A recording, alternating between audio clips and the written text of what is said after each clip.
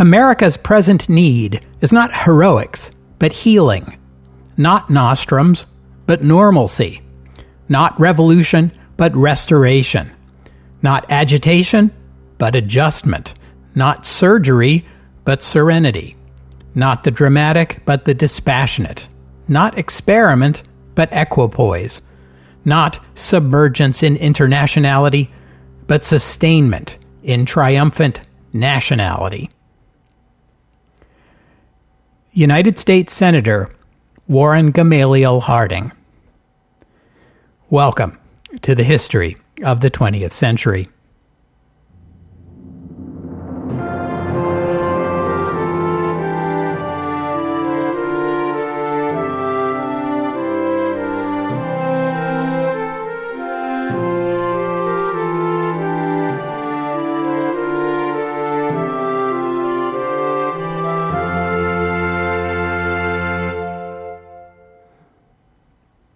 Episode 216, A Return to Normalcy.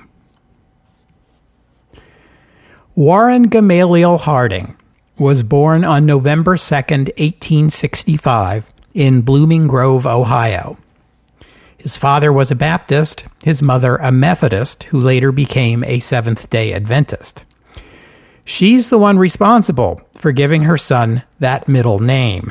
It was an expression of her desire that her firstborn child would someday become a minister and a teacher of God's Word. She gave him a strict fundamentalist upbringing, but fate had something quite different in store for him. Accounts of his childhood tell us stories typical of an energetic boy growing up in a small town. He was not gifted academically, he was not an athlete, nor was he a leader. But he was friendly and popular, and could usually be found running with the crowd of local boys. And there you have Warren G. Harding in a nutshell. But even in his boyhood, Warren Harding, like his father before him, was haunted by rumors that his great-great-grandmother had been African American. The fact that the Hardings had always been staunch abolitionists probably had something to do with this rumor getting started, but in the United States of this era, such an accusation could quickly turn even someone as well-liked as Warren Harding into a pariah. Even as a child, young Warren would sometimes be taunted with racial slurs, and these whispers, sometimes amplified into shouts, would hound Warren Harding throughout his life. There are numerous instances recorded in which Harding threatened physical violence against various people spreading this story, so it must have hurt him deeply. To the extent that it matters, in our time, genetic testing of Harding's descendants has shown zero evidence of African ancestry. At the age of 14, Harding enrolled in Ohio Central College, his father's alma mater. This was a normal school, that is, a school meant to educate teachers. Harding graduated in 1882 at the age of 16 in a graduating class of exactly 3. Sadly, no record survives to tell us whether he was first in his class, or last in his class, or somewhere in between. We do know from his letters that he had little to say about his academic pursuits and much more to say about the friendships he had made, but most of all, he liked to talk about the little school newspaper he and one of his classmates created, called The Spectator. It only lasted 6 issues, but the teenage Warren Harding sure seems to have enjoyed working on it. One of Harding's college friends was a religious skeptic who engaged Harding in religious discussions that appear to have led him away from conventional Christianity. For the rest of his life, Harding would be a reluctant churchgoer, although he probably still believed in the existence of God. Harding taught for 1 year in a one-room schoolhouse in Marion County, Ohio, and that was all it took for him to decide this wasn't the life for him. He tried studying law and selling insurance before returning to the only work for which he had ever shown any passion. He wrangled $300 to buy a failing newspaper, the Marion Star. Harding was reputedly good-looking and charismatic. Frankly, I've looked at photographs of him in his young adulthood, and I ain't seeing it. Although it is the case that the preferred photographic portrait style of the time was to ask your subject to adopt a pose as if they had just taken a big bite out of a lemon. And if you want to tell me that maybe Warren G. Harding is no Michael B. Jordan, but he was at least the most eligible bachelor in Marion, Ohio, population 8,000 in 1890, well, maybe I'll buy that one.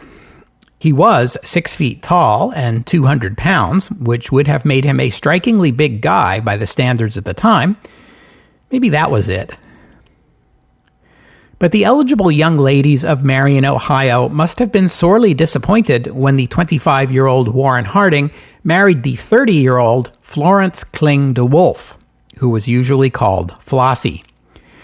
She was the daughter of one of the richest and most important people in town, Amos Kling, and had already defied her father once before by marrying Peter DeWolf, who gave her a son but nothing else. He abandoned her, they divorced, and Pete DeWolf eventually drank himself to death. So, not what you would call grade A marriage material. Flossie's parents agreed to raise her young son, but they would not support her, and so Flossie made her living giving piano lessons. One of her students was Charity Harding, Warren's little sister, and the rest, as they say, is history. Although Amos Kling also refused to give his consent to this marriage because he believed the story that Warren Harding was part African American, and he would have nothing to do with his daughter or son-in-law for the next 14 years. Warren Harding would prove to be a much more dependable provider for Flossie than Pete ever was, although they would have no children together. And there is solid evidence that Warren was involved in at least 2, and probably more, affairs with other women, although none of this came out until after his death. He had an illegitimate daughter with one of these women. She would be his only offspring. Flossie Harding was a tough and ambitious woman. But in those days, the only outlet an ambitious woman had for her ambitions was her husband. Flossie Harding dedicated herself to her husband's career, so much so that he and other people took to referring to her as the Duchess, which was not always meant as a compliment. The Duchess would boast that Warren did well when he took her advice, and when he did not, he did poorly. Some accounts of Warren Harding's life give Flossie most of the credit for Warren making it to the White House.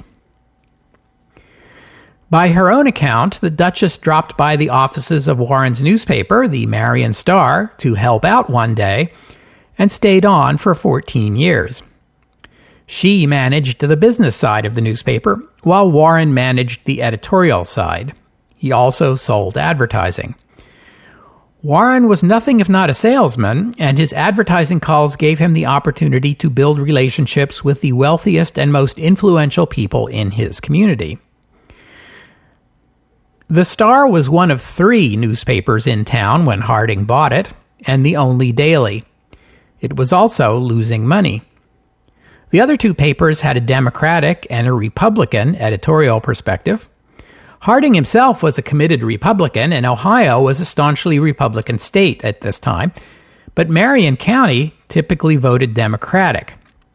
For business reasons, Harding chose an editorial stance for his paper that you could call moderate Republican or reasonable Republican. Definitely Republican, but tailored so as not to be needlessly antagonistic toward those who disagreed. This was a successful formula for the paper, and there you also have as good a summary as any of Warren Harding's political views.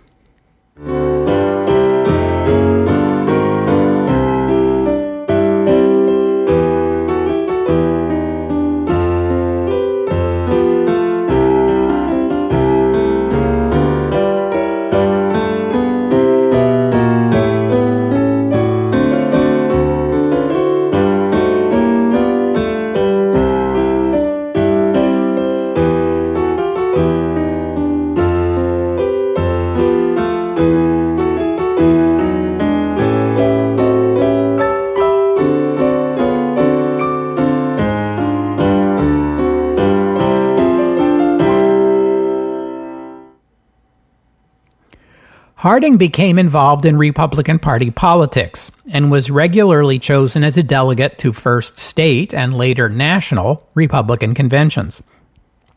He tried running for office a few times himself without success until 1914, when Ohio political boss Harry Doherty persuaded Harding to run for the United States Senate.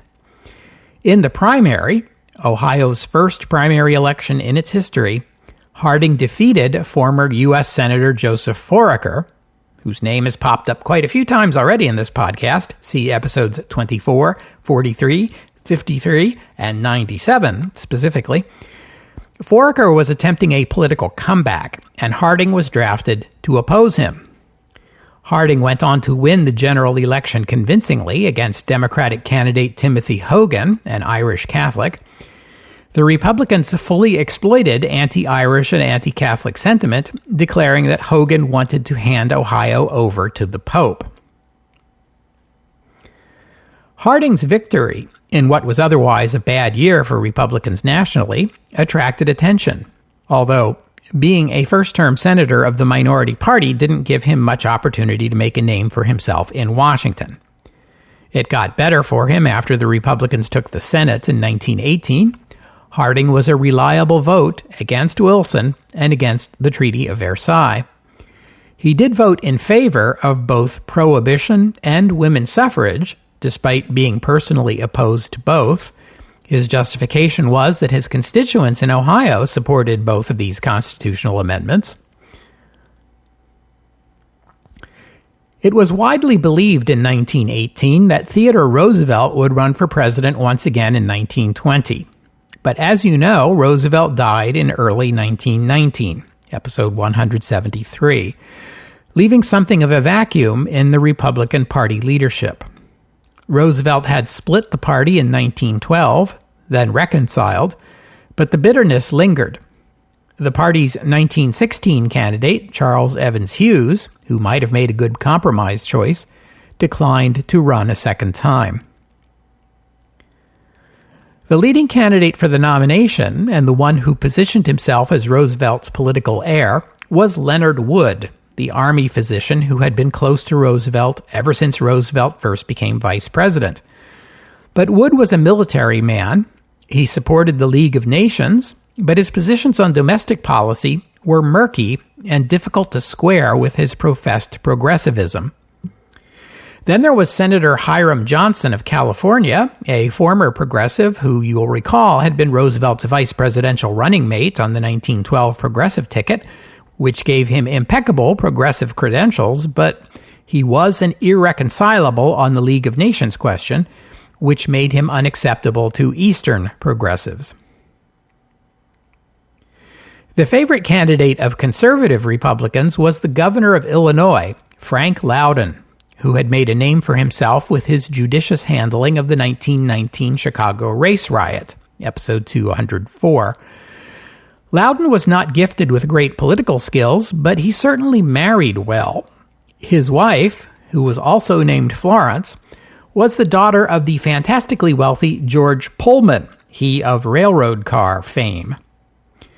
Leonard Wood also had a political angel in the form of William Proctor, heir to one of the founders of the Ohio firm Procter & Gamble, best known at that time for its signature product, Ivory Soap, touted as 99 and 44 100% pure.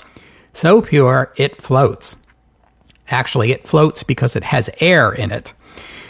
In 1911, Procter & Gamble introduced the first all-vegetable shortening, made through a newly discovered process of hydrogenating cottonseed oil until it is hard at room temperature. This hydrogenated cottonseed oil was originally intended to be used as an ingredient in the soap, until someone realized it could also be marketed for cooking. It was sold under the trade name Crisco, which was coined as a contraction of crystallized cottonseed oil. But I digress. Republicans had good reason to hope that 1920 would be their year. Woodrow Wilson had squeaked into the White House in 1912 thanks to Theodore Roosevelt's apostasy, but the 1918 midterms had sent a clear signal that the voters' dalliance with the Democratic Party was over, and they were ready to return to the Republican status quo that had been in place mostly since Abraham Lincoln 60 years ago. The reality was that no matter how much you admired Woodrow Wilson's peacetime policies of his first term, no matter how happy you were that the war was over and the USA had played an important role in securing an Allied victory, the truth was that in the 2 years between the Armistice and the 1920 election, very little in the United States had gone right. You know this if you've been listening to the podcast. Americans of this time had to confront the high cost of living, unemployment, collapsing farm prices, unprecedented racial violence, and the Red Scare.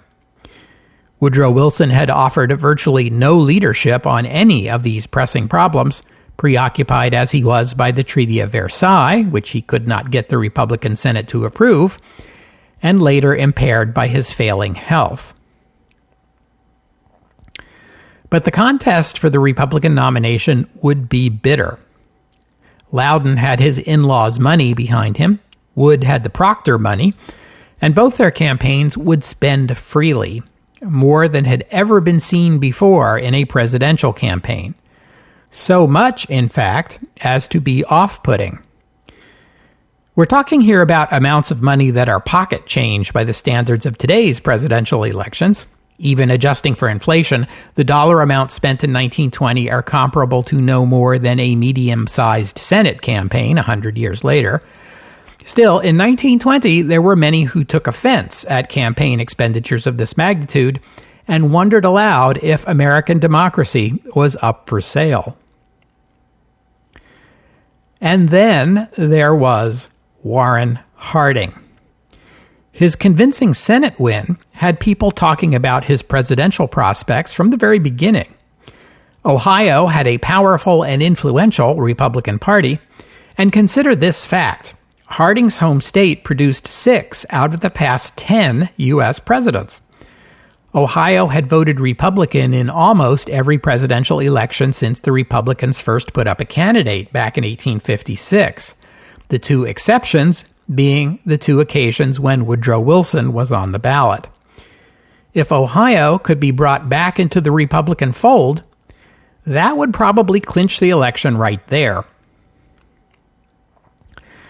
It was the Ohio political boss Harry Doherty, the same man who had recruited Harding to run for the Senate 6 years ago, who convinced him to run for president. Now, in those days, there was often something called a favorite son candidate, who would, quote-unquote, run for president only in their home state as a way of keeping that state's delegation independent of any of the real candidates, with an eye toward cutting some kind of deal at the convention in exchange for the state's support. But let's be clear here. Harding was not a favorite son candidate. He said so on the day he announced his candidacy in December 1919, and he stuck to it. The whole favorite son thing was falling out of favor in the progressive era anyway. Ohio had a primary now, and primary voters weren't going to vote for a favorite son just to give a handful of political insiders some clout. They were going to vote for the person they wanted as president. But the stigma that Harding was no more than a favorite son candidate, despite the denials, handicapped his campaign, as did the fact he had only a fraction of the funding the frontrunners enjoyed. Nevertheless, he and Doherty plugged along with their campaign, essentially a 2-person operation. In February 1920, before the primary season even began, and months before the convention, Doherty explained the Harding campaign strategy with an eerily prescient prediction.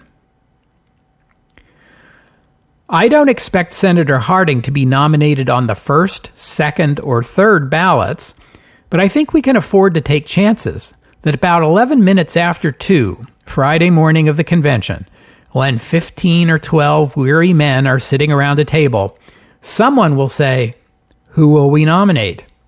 At that decisive time, the friends of Harding will suggest him, and we can well afford to abide by the result. Harding himself was less optimistic. He confided in a friend, The only thing I really worry about is that I might be nominated and elected. That's an awful thing to contemplate. Harding campaigned in several states in early 1920, but he didn't have the resources to mount anything like a national campaign. The bulk of his effort was focused on his home state of Ohio, and after that, on the neighboring state of Indiana. The Wood campaign was the best funded of them all, and they saw an opportunity to close the door decisively on Harding's presidential aspirations by beating him in his own home state. They spent freely, but obtained a mixed result. 39 delegates for Harding, 9 for Wood. It was not the decisive defeat Wood was hoping for, but it was enough of an embarrassment for that result, plus Harding getting shut out in the Indiana primary despite investing a lot of effort there, to lead some in the political press to declare Harding's presidential hopes dashed. But at the same time, the large sums of money being spent by Wood and Loudon continued to offend many, including the less well-funded Hiram Johnson. Johnson's fellow progressive and political ally, Senator William Borah of Idaho, persuaded the Senate to pass a resolution directing the Senate Committee on Privileges and Elections to investigate campaign spending in the presidential race. The committee investigation revealed unsavory practices in both campaigns, but it also drew the ire of both frontrunners against Hiram Johnson. When the Republican convention met in Chicago in June 1920, no one had enough delegates to win outright, and there was so much bad blood between the campaigns of the three leading candidates, Wood, Loudon, and Johnson, that none of them was willing to concede to either of their main opponents. But first, the convention had to hammer out the party platform, including the most contentious issue facing Republicans that year, the League of Nations. The party position was a masterpiece of political obfuscation.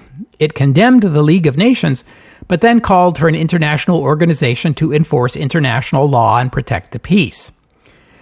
As long as it's not called the League of Nations, the platform did not say, but might as well have. Supporters and opponents of the League both declared themselves satisfied with this Solomonic compromise, authored by our old friend, former Secretary of State Elihu Root. Meanwhile, Harry Doherty was campaigning in the background for Warren Harding. Harding had been a visible presence at the previous two Republican conventions. He was known, he was liked, and Doherty emphasized that he had one strength none of the leaders had. Nobody hated him. He was a figure the whole party could rally behind. And don't forget, he's from Ohio. On Friday, June 11th, the convention got down to the business of selecting a nominee for president. 4 ballots were held. In all 4 ballots, Wood got the most votes, with Loudon second. Both candidates got more votes on each succeeding ballot, with Loudon gaining them faster, so both campaigns had reason to want to keep going. At 7 p.m., though, a motion was made to adjourn, and despite a loud chorus of noes, the convention chair, Henry Cabot Lodge, declared the convention adjourned until Saturday morning. That night, a meeting was held in a suite at the Blackstone Hotel, and it is here that Harry Doherty's uncanny prediction became reality. That's the story, anyway. In fact, this was not a meeting of power brokers who made a decision and then foisted it on the convention. It was more like an informal discussion group among party elders who were concerned about the deadlock and didn't know what to do about it. The meeting lasted 6 hours, with various figures coming and going throughout, but the name of Warren Harding kept coming up as a potential compromise candidate, simply on the basis that he was the choice most palatable across the party factions. No one was excited about him, but at least no one hated him. Also, the Democrats were rumored to be considering the governor of Ohio for their nomination. Do you really want to concede the home state advantage in such a pivotal state? It took 6 more ballots on Saturday to make it happen, with Harding only moving into first place on the 9th and clinching the nomination on the 10th. Harding had his own choice for vice president, but before that name could be put into nomination, rank-and-file delegates on the floor began calling out the name of Massachusetts Governor Calvin Coolidge. And that was that.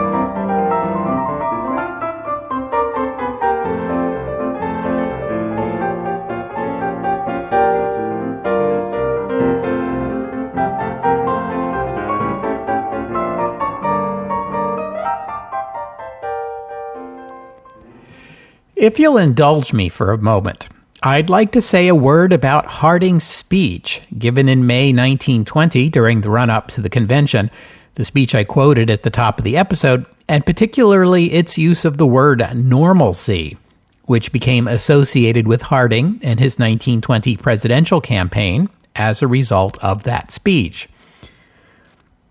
When I was a lad, my high school history teacher taught me that normalcy is not a proper English word. The correct word would have been normality, but Harding used normalcy because he didn't know any better. And sometimes you still hear the word normalcy used even in our day, but that's only because Warren Harding introduced it into the American vocabulary, and his use of the word is as good an example as any of how Warren Harding was an amiable doofus who didn't really know much of anything.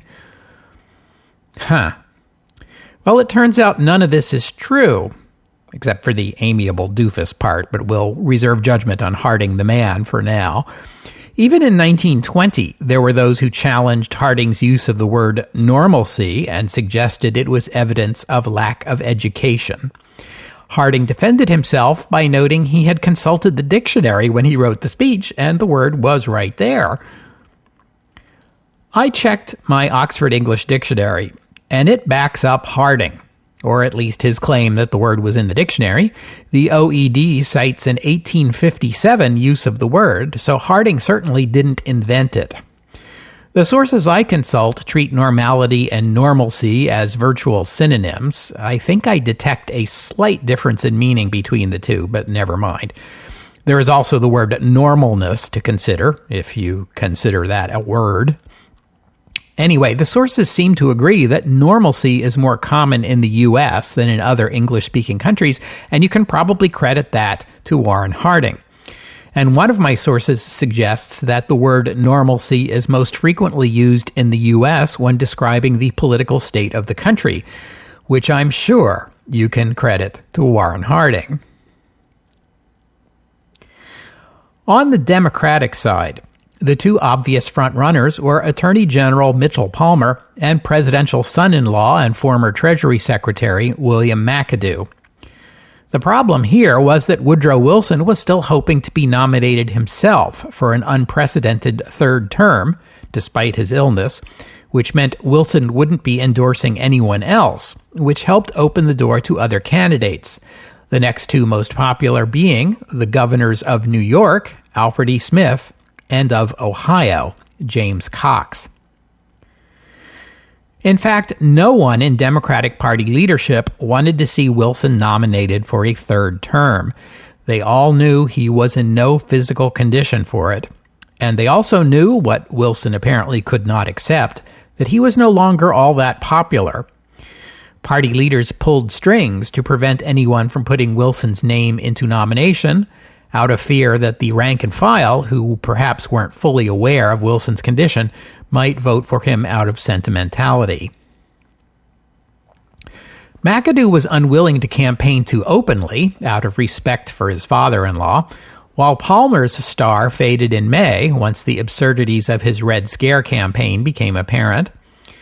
The Democratic Convention was held beginning June 28th in San Francisco, the first time a major party cited its convention on the West Coast.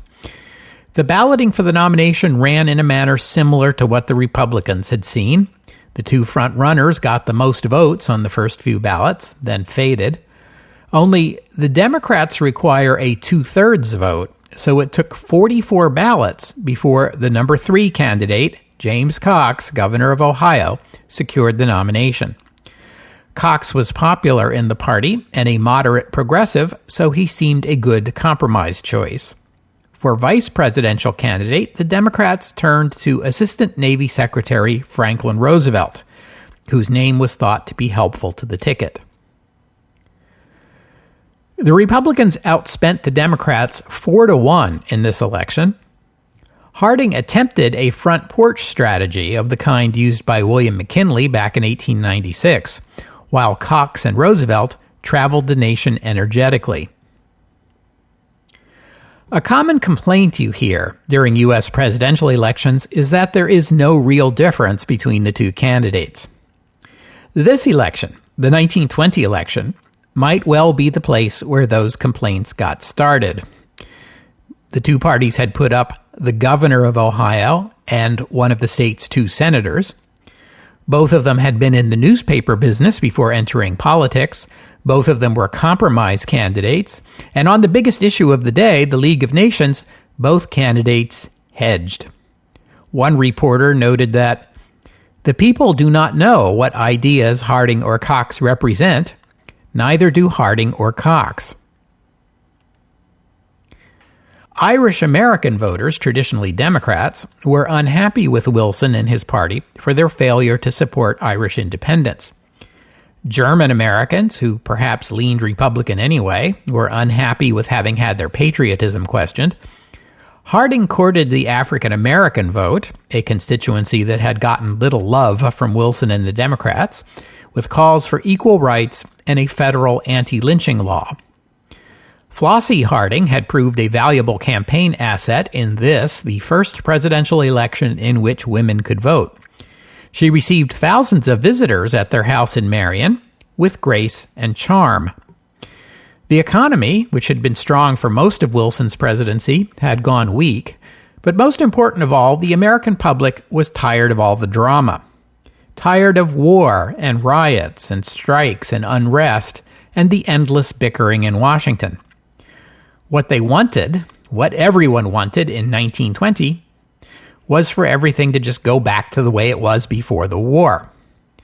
And Warren Harding, by accident or design, had struck a chord with his call for a return to normalcy.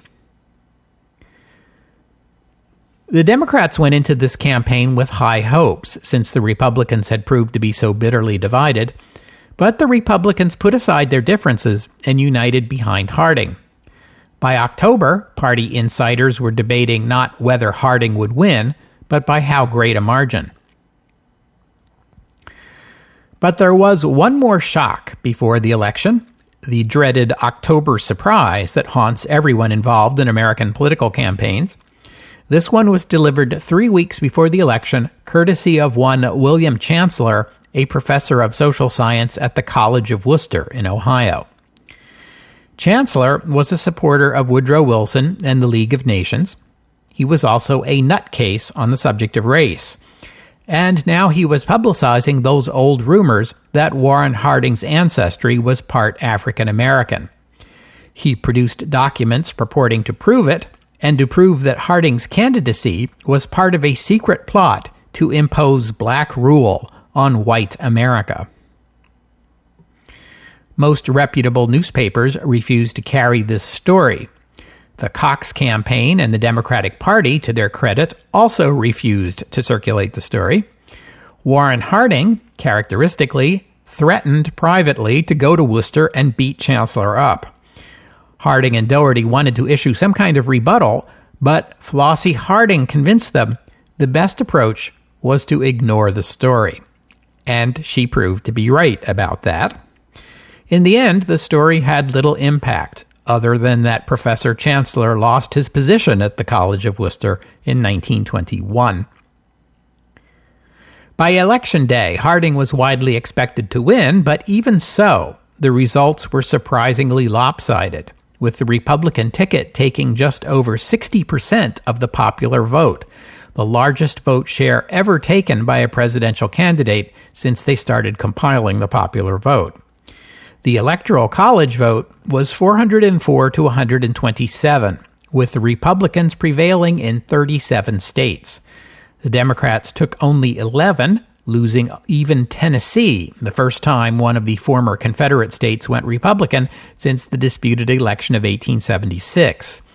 The only non-Confederate state carried by the Democrats was the border state of Kentucky. Socialist Party candidate Eugene Debs came in third in the popular vote with 3.4%. This was his fifth and last presidential campaign, but the number of votes he won, almost 1 million, was remarkable, especially in view of the fact he was in prison at the time for violating the Espionage Act, episode 158. Woodrow Wilson's Attorney General, Mitchell Palmer, favored clemency for Debs, but was unable to persuade Wilson to approve it, even as late as January 1921. Warren Harding would eventually commute Debs's sentence to time served, and he would be released on Christmas Day, 1921.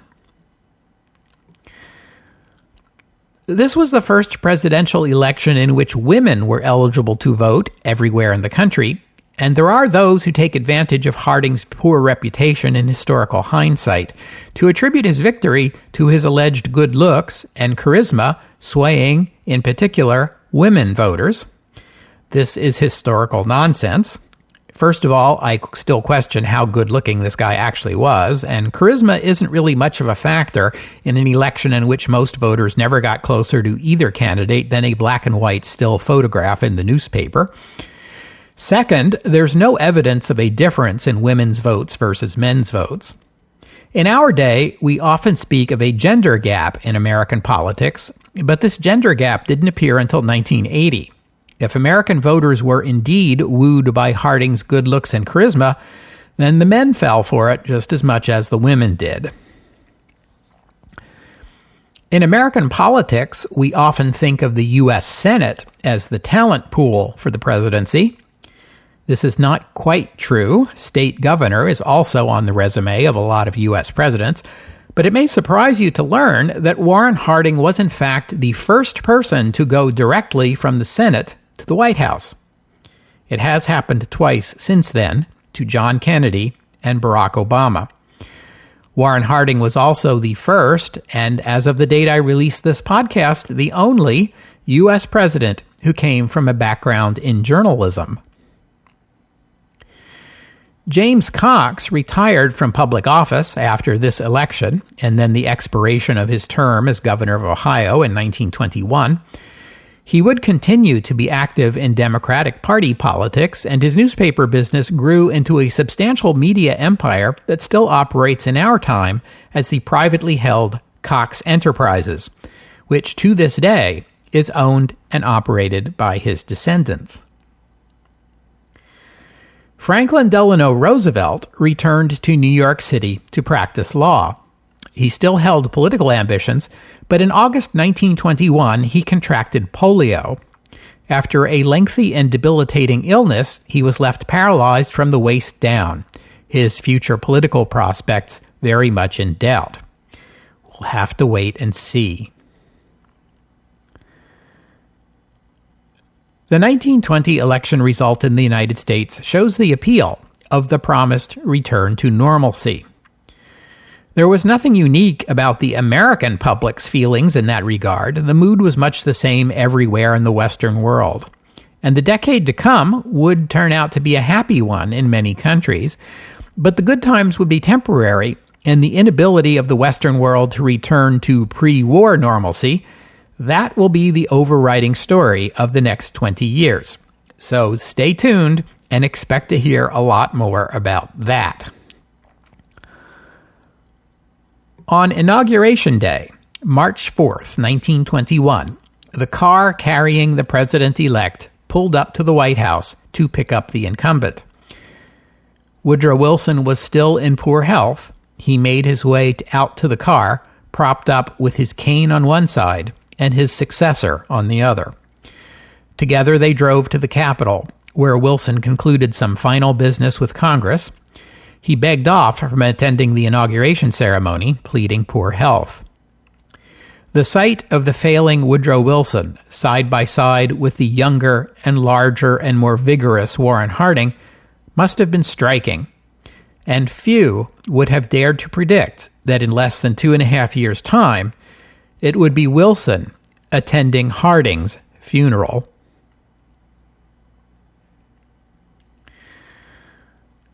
We'll have to stop there for today. I thank you for listening, and I'd especially like to thank Matt for making a donation, and thank you to other Matt for becoming a patron of the podcast. Donors and patrons like Matt and other Matt help cover the costs of making this show, which in turn keeps the podcast available free for everybody. So my thanks to both Matts and to everyone who has pitched in and helped out. If you would like to join these fine gentlemen named Matt by becoming a patron or making a donation, just visit the website, historyofthe20thcentury.com, and click on the PayPal or Patreon buttons. The website also contains notes about the music used on the podcast. Sometimes it's my own work, sometimes it's licensed, but most of the music you hear here is free and downloadable. If you hear a piece of music on the podcast and you get curious and would like to know more about it, including a link to where you can go and download it, that would be the place to go. And while you're there, you can leave a comment and let me know what you thought about today's show. Today's music happens to be two of the most popular songs in the U.S. of 1920. I'll Be With You in Apple Blossom Time by Albert von Tilzer and Neville Fleeson, and Swanee by George Gershwin, an up-and-coming young musician we'll be hearing more about soon. Music from 1920 is no longer in copyright in the United States, so I can use it freely, but let me just alert you that this will change after we reach 1925, and I won't be free to play period music anymore. So that's going to be less than 100 episodes now, so just be alert about that. Now that the Great War is over and the post-war questions have been worked out for now, it's time for the podcast to resume normal peacetime operations. In reviewing the state of the podcast so far, 216 episodes in, the biggest gap in the narrative that I can identify is a distinct lack of coverage of South Asia, specifically what is in 1920 called simply India, or British India. This isn't because I forgot about you, India. I've been looking for an opportunity to talk about India for a while now, but other topics kept distracting me. That means I've got a lot to make up for. So, coming up next is a 6-episode survey intended to bring us up to date on that region of the world. As is the case with many other lands that are ruled as European colonial possessions at this time, India has gone through a period when even many Indians thought British rule was for the best, through the Great War, when Indians came to the rescue of the empire, to a post-war dissatisfaction that asked why Indians didn't get to share in the benefits of the empire, even after they were called upon to sacrifice for it, and on to a growing suspicion that whatever they may promise, European rulers are never going to accept their non-European subjects as equals. Next week is a bye week for the podcast, but I hope you'll join me in 2 weeks' time on the history of the 20th century as we begin this series with a survey of Indian history and examine how India came to be ruled by the British in the first place. The Unending Quest, in 2 weeks' time, here on the history of the 20th century. Oh, and one more thing. War often stimulates the development of new technologies, and the Great War is a good example. One of the most important technologies that emerged after the war was AM radio. As you'll recall from episode 52, back from before the war, radio communication mostly meant Morse code. but the discovery of the electron and the invention of the light bulb led to vacuum tubes, which led to electronic amplification and made AM radio feasible. This technology was just getting off the ground in 1920, and this is something we'll definitely want to be looking at on the podcast real soon. But for now, I'll note that among the pioneers of the radio era was the Westinghouse Electric and Manufacturing Company of Pittsburgh, Pennsylvania, and the radio broadcasting station it developed there, known at the time as 8ZZ, which broadcast the election news on election night 1920 as it came in via telegraph over a 100-watt transmitter that could be heard over hundreds of miles. A dramatic example of the potential of the new medium to rapidly disseminate news and information. A few days later, radio station 8ZZ was redesignated with the call letters KDKA. And KDKA has been broadcasting AM radio in Pittsburgh under that designation ever since. And they still do in our time.